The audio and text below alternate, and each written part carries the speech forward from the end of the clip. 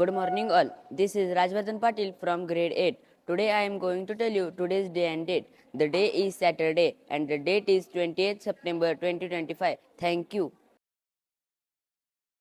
Good morning all. This is Aradhya Latkar from grade 8.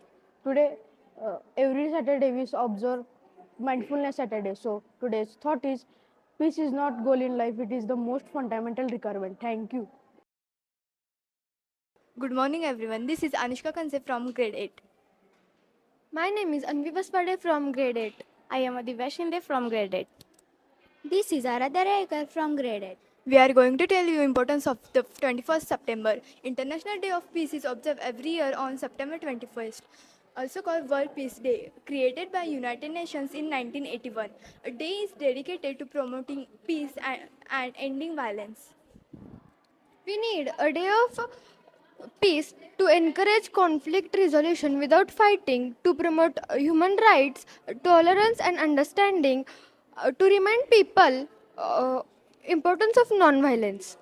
It is observed as a peace ceremonies and gathering events. Schools and communities hold events and working shops. People's candles are released as a symbol of peace.